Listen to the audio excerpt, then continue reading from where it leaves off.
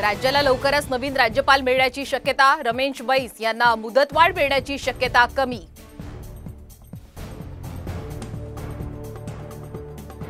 मुंबई एअरपोर्टवरून 2 कोटींचा गांजा जप्त, खाद्यपदार्थाचे बॉक्स आणि खेळण्यांमधून सुरू होती तस्करी।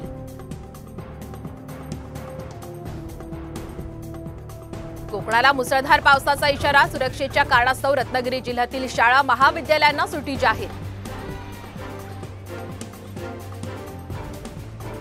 अमरावतीत मुसळधार पावसानं 14 वर्षांचा मुलगा गेला वाहून, तर धामणगावमध्ये वीज पडून 2 महिला जखमी।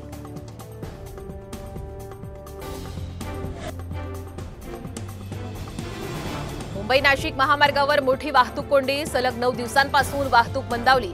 महामार्गावर पडलेले खड्डे आणि बंद पडलेल्या ब्रिजच्या कामानं नागरिक त्रस्त। मालेगावमध्ये साथीच्या आजारांच्या रुग्णसंख्येत वाढ, महापालिकेच्या रुग्णालयामध्ये रुग्णांची तपासणीसाठी गर्दी, पालिकेचं काळजी घेण्याचं आवाहन।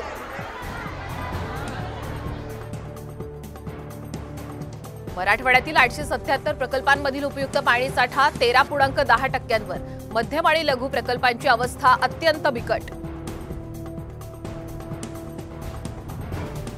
जेवणाच्या सवीवरून शेफचा खून, नाकावर हातोडा मारत केली हत्या, पुण्यातील कोंढवा भागातील घटना।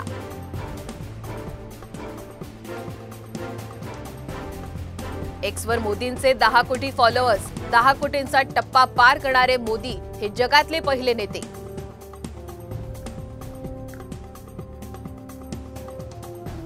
पायीवारी करणाऱ्या वारकऱ्यांना मिळणार पेन्शन, वारकरी महामंडळ स्थापनाचा निर्णय जारी, तीर्थक्षेत्रांचा विकास आणि नदी स्वच्छतेवर भर असणार।